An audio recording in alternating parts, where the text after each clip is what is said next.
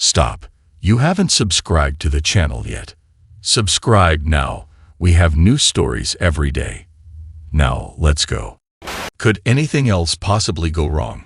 It feels like this terrible period of my life just won't end. Surely things can't keep spiraling downward forever. I have to catch a break somewhere along the line. Work has become a daily struggle just to survive, and the one person I trusted more than anyone else is the one causing me the most grief. Maybe I should explain how it all began. My name is Mike Edwards. I met my wife, Vaddy, on my first day at Herald Engineering. I was 18, fresh out of school, nervously starting my first job a few weeks after my final exams. I had done well and could have gone to college, but I knew it wasn't for me.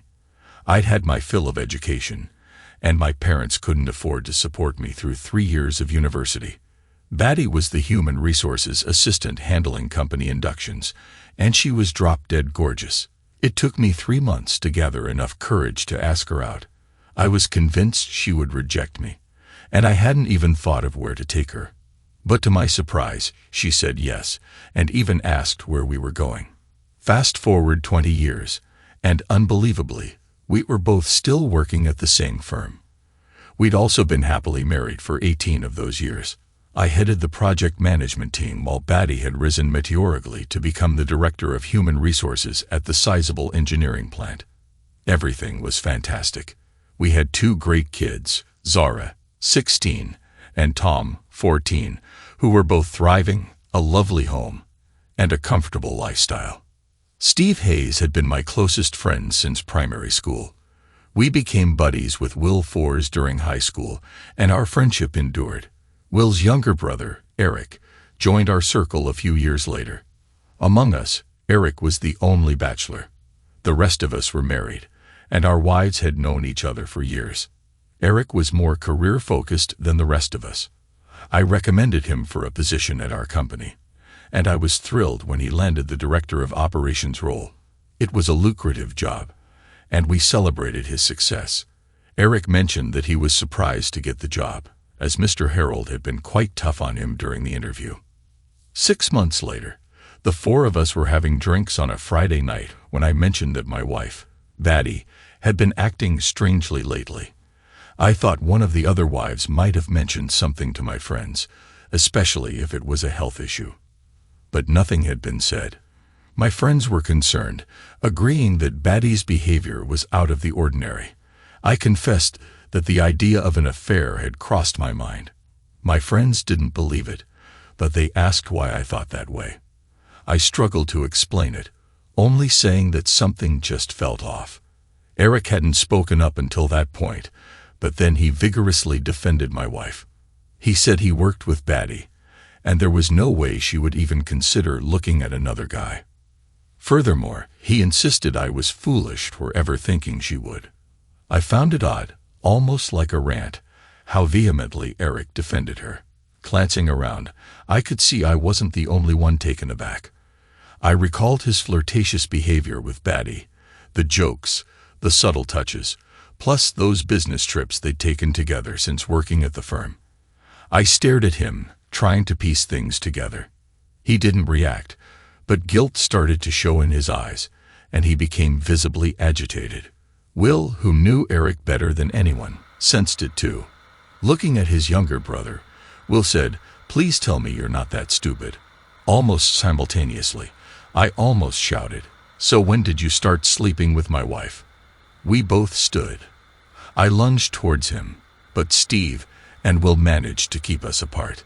Will took his brother outside and warned him to back off. "But I'm your brother," Eric protested. "I mean it. Back off before I take matters into my own hands." "You're a stupid, arrogant asshole." Steve and Will tried to calm me down, suggesting it might not be as bad as I thought, and that I should talk to Vaddy to get the truth.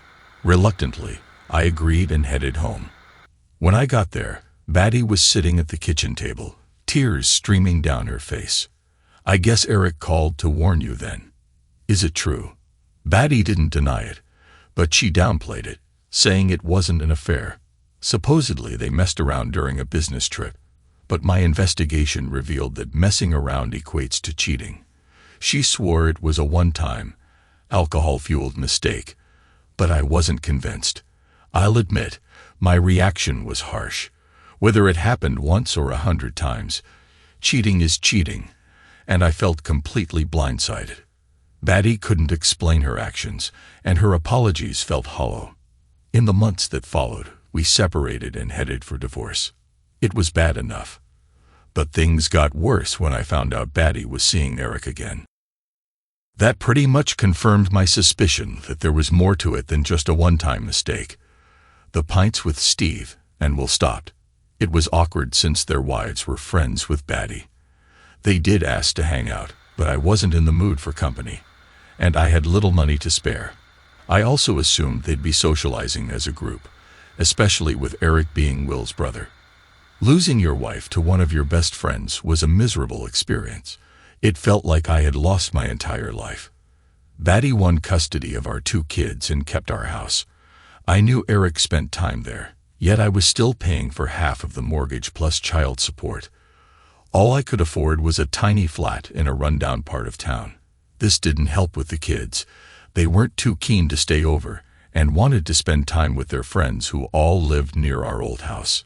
Initially, I took them out for days, spending any spare cash I had on trips, which we had all loved and done regularly since they were little. But then the conflict started. They were going on a city break with Batty and Eric, then a school trip away, then staying over with friends. It seemed like there was always an excuse. In the past 2 months, I barely saw them, and I really missed them. If it weren't for their sports activities, I might have lost touch completely.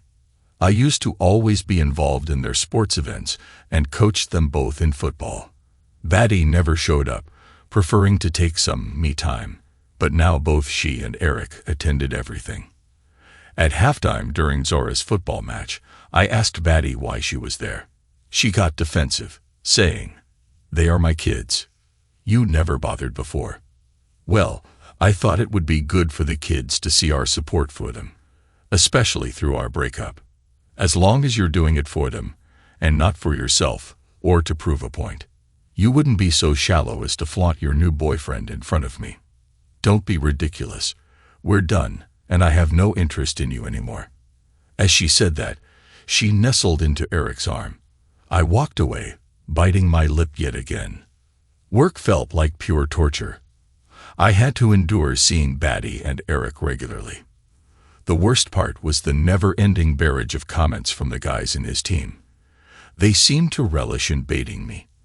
I knew they were seeking a reaction and somehow managed to keep my temper in check. Thankfully, my team was a saving grace, especially a new hire named Kenny. He was ex-military, only in his late 20s, and had lost both legs. He didn't delve into what had happened, so I didn't ask. Depending on his level of pain, he either used artificial legs or shortened versions he called stubbies. He was reserved and quiet, mostly keeping to himself. But when it came to logistics, he was a master, retaining vast amounts of information and responding to complex changes with ease. One day, to my surprise, he quietly asked why I was putting up with so much nonsense. I attempted to explain my tales of woe and struggles, but immediately felt foolish considering everything he must be dealing with. He gave me a serious look. It comes down to a simple choice: get busy living or get busy dying. Did the military instill that in you? I asked. He burst into uncontrollable laughter. Not a chance. It's too profound. It's a quote I ripped off from the film Shawshank Redemption. The British infantry version would be, "Just get on with it, you wanker." I joined in his laughter, realizing it had been months since I'd had a good laugh. I glimpsed a glimmer of hope when Maggie, an accountant at the firm, asked me out. Dating hadn't crossed my mind, so her invitation caught me off guard. I'd known Maggie for years. She was divorced but a truly lovely person. We went on a few dates before Batty caught wind of it. There were rumors that Batty had been belittling her, even calling her names, but I never had any proof.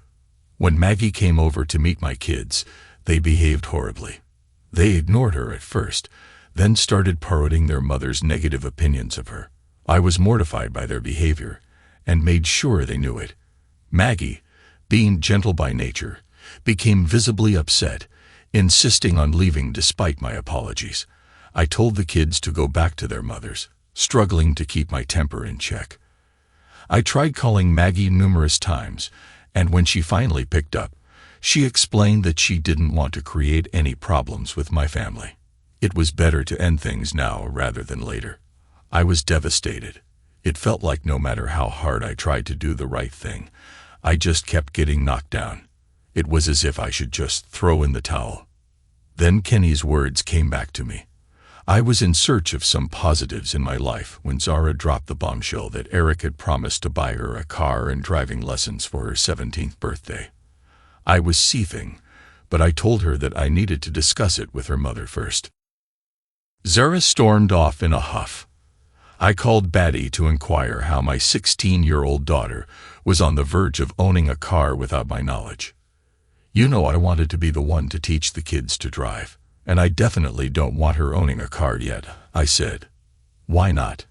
It's a generous gesture from Eric. Don't be upset just because you can't afford it, Batty replied. So you'll be fine with her cruising around to parties with her friends. Do you have any idea how many accidents involve kids her age?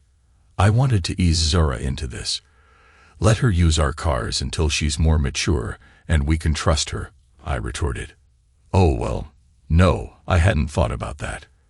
I guess that could be a concern, Batty admitted. And since when am I cut out of all the decisions involving the kids in favor of your boyfriend?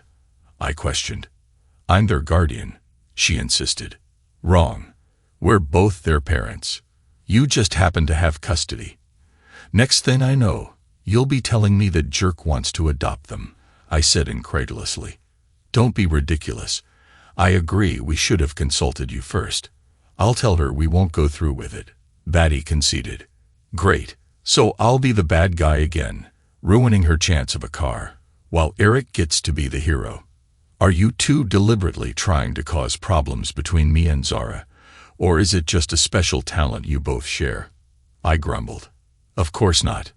Eric is just trying to be supportive and bond with the kids, Batty explained. Tell him to back off. He has you and seemingly my kids, but I'm their father. I have the right to be included in these decisions, I insisted. I'm sorry, Mike. Her words lacked sincerity, dripping with disdain. How many times are you going to apologize after making selfish decisions? Try changing your actions instead. Think about someone other than yourself. You and Eric are certainly meant for each other. You're like two peas in a pod, I retorted. What is that supposed to mean? You sound jealous, Mike. You were the one who left me, remember? If you hadn't, we would still be making these decisions together, she shot back. And you're the one who blew it. It's pointless to bring it up again. We have to do what's right for the kids. I don't want them spoiled. They should earn things and be self-sufficient. Zara can get a part-time job if she wants to save up for a car. Then we can help her, not just hand her everything on a plate, I argued. Batty's comment about not being able to afford to help angered me. That was because I was still paying the mortgage and child support. It was infuriating, especially since Eric seemed to be spending a lot of time there. Trying to deal with Batty was like repeatedly banging my head against a wall and getting the same result. I had scrimped and saved, thinking I could just barely afford it. I called Batty to confirm that the kids would be there on Friday for our weekend visitation. Surprise, surprise, they had a trip planned and forgot to mention it to me. I had to put my foot down and mention the family court before she finally agreed I could come over on Friday to see them before they left Saturday afternoon. Standing in our familiar kitchen, memories flooded back. The kids were at the table, Batty at the counter, just like old times. I brought up the idea of a holiday, the one we had dreamed of for years, a European road trip in the summer. Tom was keen on Via Ferrata climbs and adventure sports in the Alps. It wouldn't be cheap, but I was willing to spend all I had and even borrow more. The kids were excited, discussing the places we could visit. Finally, a positive response, just as I had hoped for. I noticed Batty looking pensive. That was supposed to be our family holiday, Mike. We planned it together. Well, we can't do it together now. And it's probably our last chance before Zara starts vacationing with friends, I replied. Just then, Eric sauntered into the kitchen like he owned the place. Tom eagerly shared our plans with him. Eric nodded approvingly. Sounds great, he said. Then he added, I guess we'll do our holiday another time. All three of them turned to him simultaneously, asking, What holiday? I was thinking of a summer-long trip across the United States, Eric explained. You guys can pick the route, but it could include Disney, then hopping over to the West Coast, hitting Leh, and driving the Pacific Coast Highway. Zara interjected excitedly. Oh my God, that sounds like an amazing trip. Could we add New York to it? Tom replied, Don't see why not. We could stop there for a few days on the way back to Blighty to break up the flights. Tom immediately launched into questions about the rides at Universal and whether they could also visit Busch Gardens or a Six Flags park. He was a big fan of thrill rides. In that moment, I couldn't have hated anyone more. He knew he had me. I could hardly insist on a lesser trip when they were so thrilled. I stood up and quietly walked out of the kitchen, doubting anyone even noticed me leaving. As I reached my car door, Batty caught up with me. I'm sorry about your trip, she said. Answer me honestly, Batty. Is this the first you've heard of this holiday? Well, yes, I don't think Eric had the chance to tell us about it. I'm sorry it conflicts with your plans. Come on, Batty, you're not that naive. He just made it up on the spot, and I can bet nothing is booked. He's taking my kids away from me, and you're aiding him. What did I do to deserve this? I'm sure it's just an innocent mistake. I've had enough. You keep apologizing and then repeat the same actions, so here's what's going to happen. Tell your boyfriend this. The next time I face any issues with access to my children or being excluded from parenting decisions, I'll take it up with him directly. Are you threatening us? Mike. Talking to you is like talking to a wall.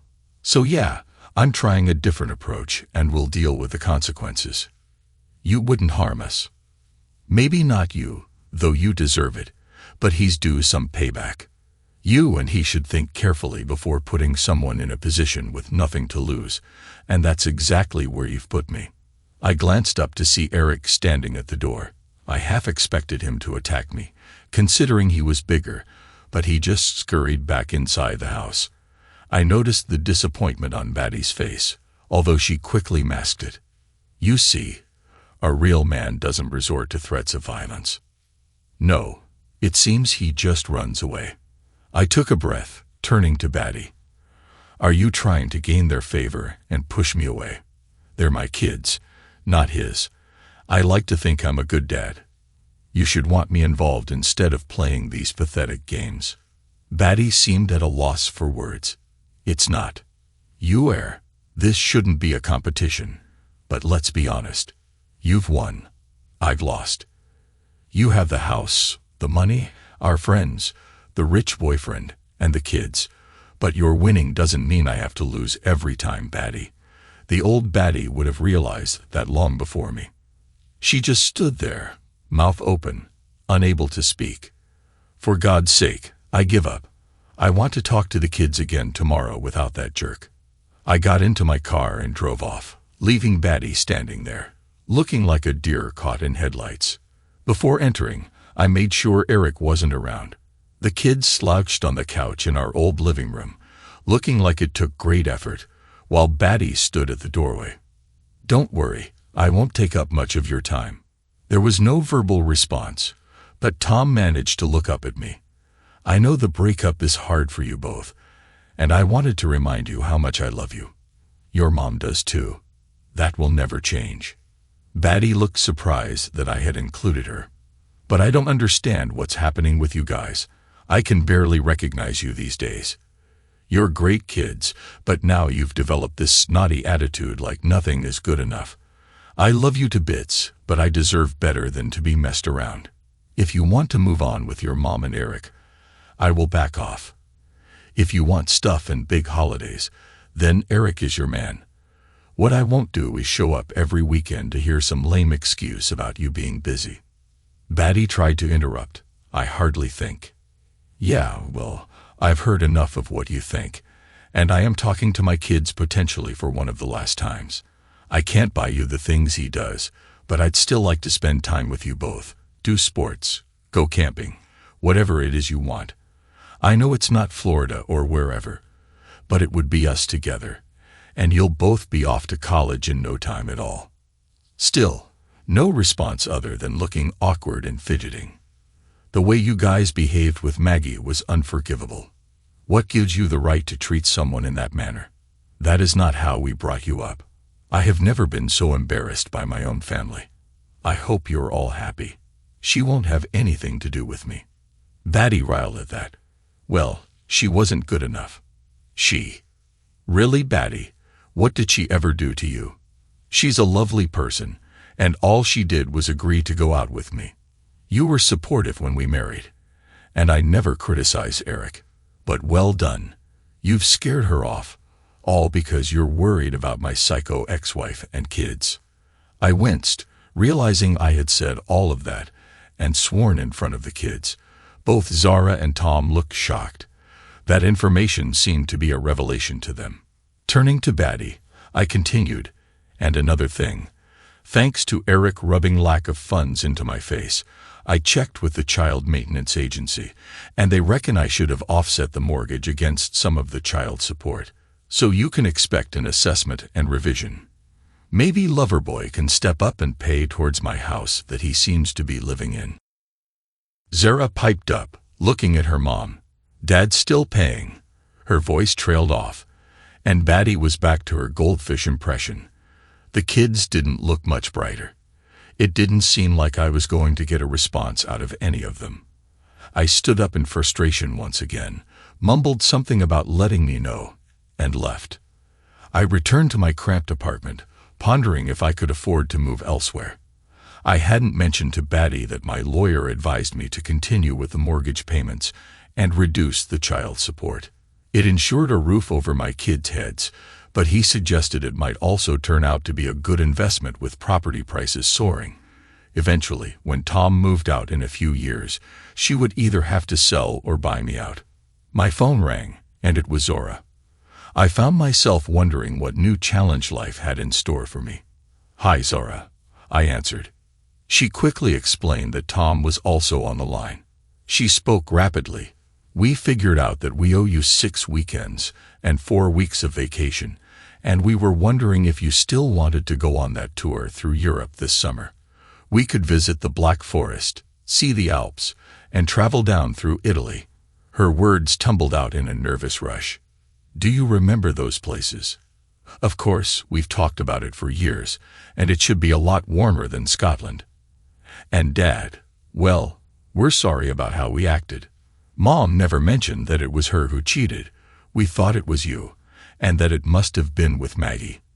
And Eric made it sound like he was paying for everything after you left us. I don't care as long as I can be with my kids again." Tom chimed in. "You're wrong about Eric. We don't really like him. He's a jerk." I tried not to laugh. "Really, I did. That's not the impression you gave me, Tom. We thought that if you weren't seeing us, well, that you might come back. That is never going to happen, Tom. Things are over between me and your mom. She's moved on, but I want to be there for you both." Zara took over for Tom. "The thing is, Dad, we think Mom feels the same way. Eric isn't really around that much, but he shows up when you're supposed to pick us up. They argue a lot, and it's often about you. I find that hard to believe. Your mom's been nothing but a thorn. She's been difficult to deal with since we split. I'd go as far as to say she hates me." "I don't think so, Dad. I think she knows she made a mistake." I sat in Batty's Human Resources office at work, my nose throbbing, attempting to prevent blood from staining the luxurious carpet beneath me. Batty's expression was one of fury as she entered the room. Jesus, Mike, fighting at work is gross misconduct. I will have to dismiss you. What's the matter? Afraid of losing out on child support? I retorted. It's pathetic, grown men fighting. You realize we had to call an ambulance for Clinton. Good, he deserved it. I think I did quite well considering there were 3 of them. Grow up, Mike. This is a total disaster. It's so bad. The old man is coming in. Suddenly, Eric burst into the room. I tried to suppress a smirk at his swollen lip and bruised cheek. He immediately began demanding that the police be called and the assault reported, in addition to my immediate dismissal, claiming that he and half of his team had been attacked. I looked at Batty. Do you want to know what actually happened before you sack me? I thought that was your job, after all. A deep voice resonated across the room. I do. I turned to see Old Man Harold, the chairman and founder of Harold Engineering. He rarely visited the factory these days, but still exuded an imposing presence and reputation. Strangely, Kenny was standing next to him. Eric launched into an explanation. It was an unprovoked attack in the canteen against me and 2 of my team. An unprovoked attack by 1 man taking on 3 seems a bit odd, don't you think? Is that what happened, Mike? Harold inquired. Well, I probably swung first, but seeing as I was outnumbered, I wasn't going to wait around, I confessed.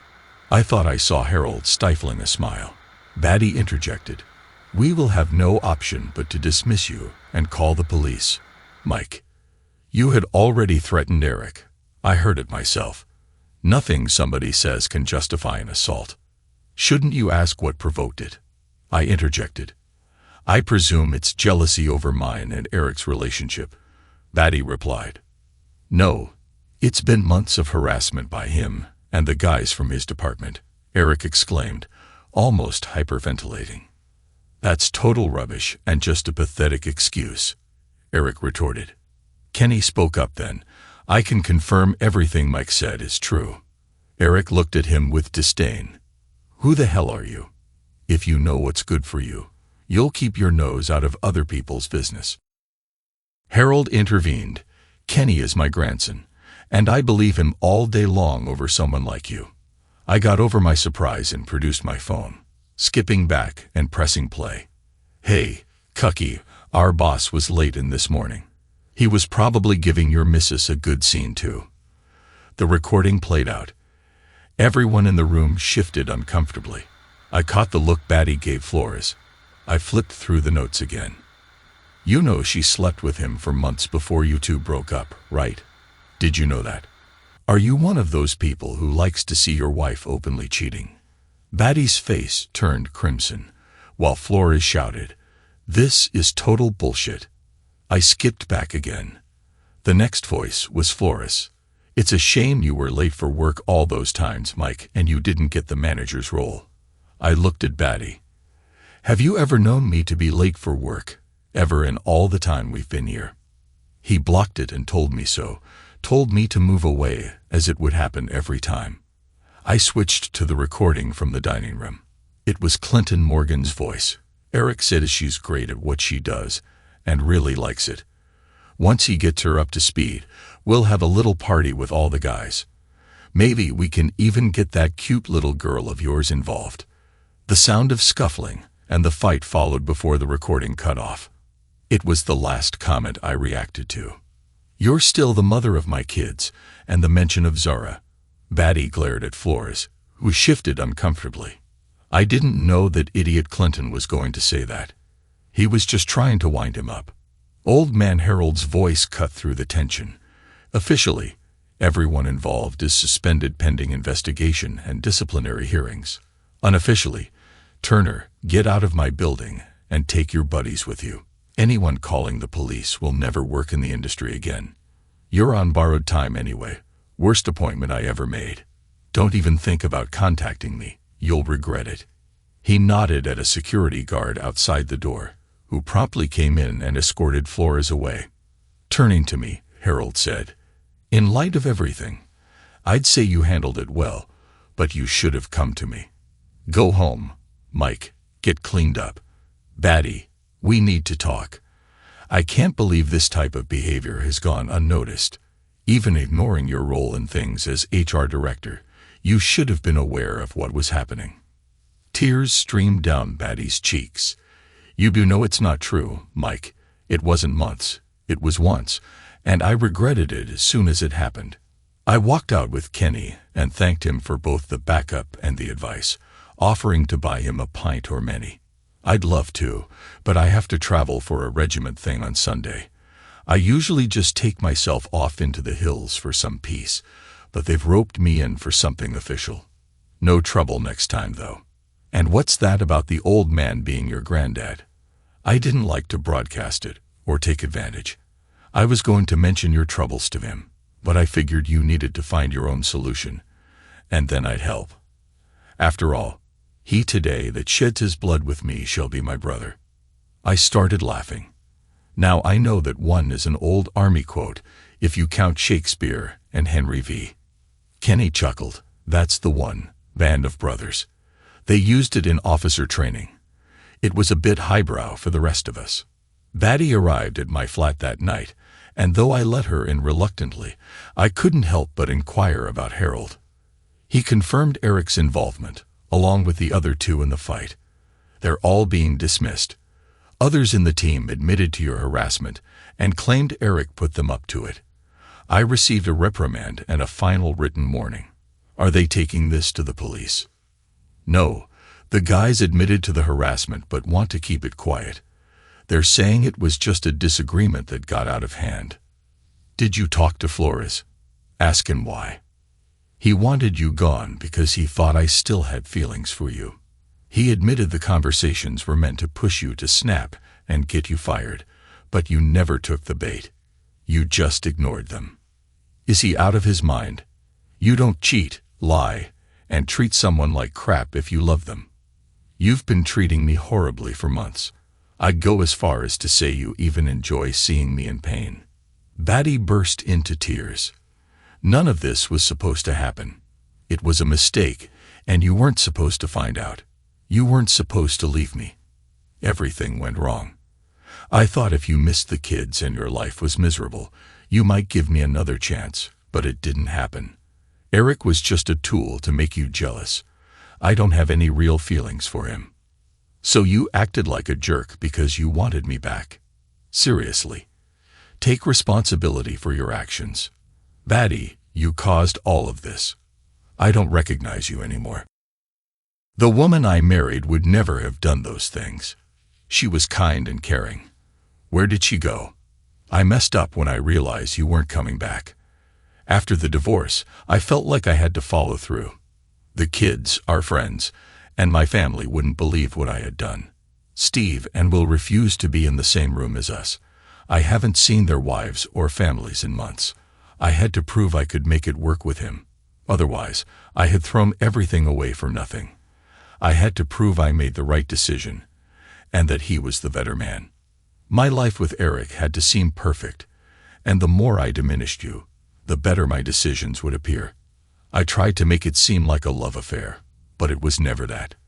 He was arrogant and selfish, but by then, there was no going back. What a mess, and you got the kids involved in all this. I am so sorry. I needed to try to make things right, but I had no idea how. I didn't realize how badly it affected your relationship with them. Great, yet another apology. I've heard what you said.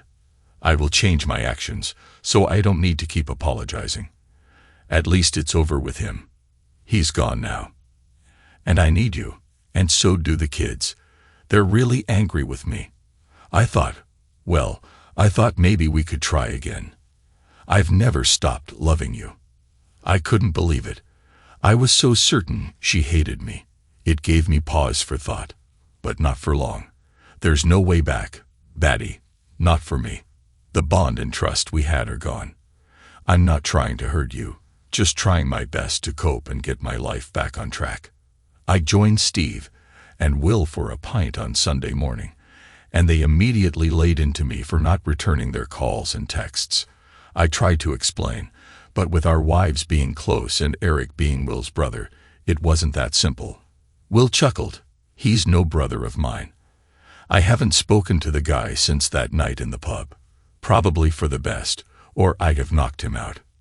Steve elaborated that the wives hadn't seen much of Batty at first, but they were in touch now, and she claimed to regret everything. She thought if she hadn't gone back to Eric and had been more reasonable, we might have reconciled. I wasn't entirely convinced, but it felt good to reconnect with friends. As we delved into other topics, I glanced up at the TV and saw Kenny in his full Royal Fusiliers uniform, laying a wreath at the cenote in front of royalty and dignitaries. He was adorned with medals, including the Victoria Cross. I turned up the volume to hear the commentary recounting how Kenny had earned the Victoria Cross, rescuing fellow soldiers under heavy fire and repeatedly risking his life before being knocked unconscious by a rocket-propelled grenade. The commentary detailed his struggles through recovery. I was stunned. I hadn't realized the extent of what Kenny and others had gone through. My own problems suddenly seemed insignificant. Life took a turn for the better once Batty and I sorted things out. I started spending more time with the kids than before, catching up on their activities and games.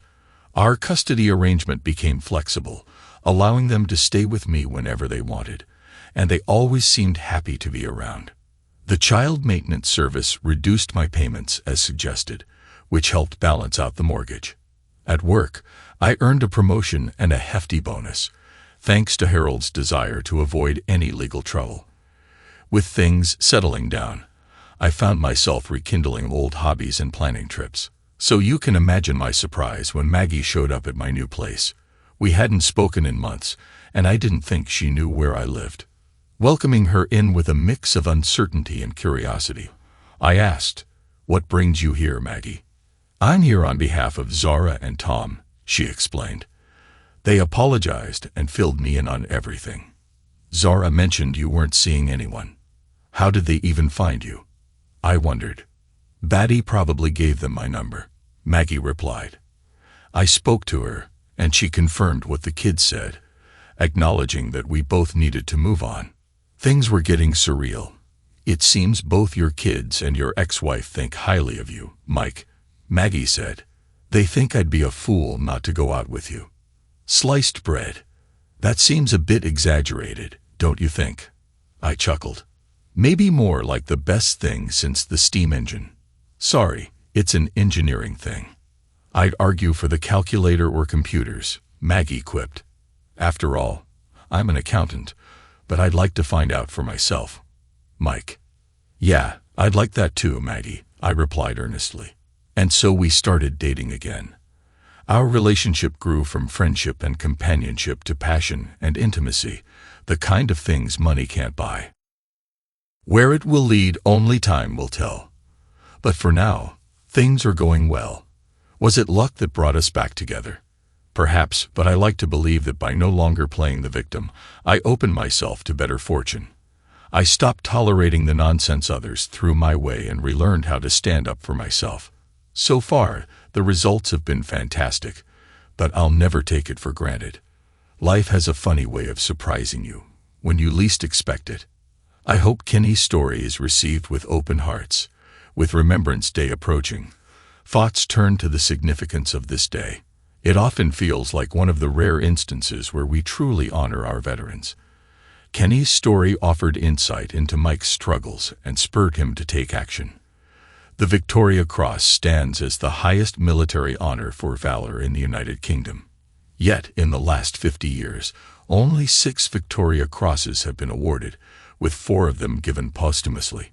Meanwhile, thousands of veterans face adversity every single day. The phrase, "get on with it, you wonker," demands sensitivity. It's clear that there should be a greater emphasis on supporting men's mental health, whether they are veterans or not. Lest we forget. Thanks to everyone who took the time to listen to today's stories. If you enjoyed it, please consider liking and subscribing if you haven't already.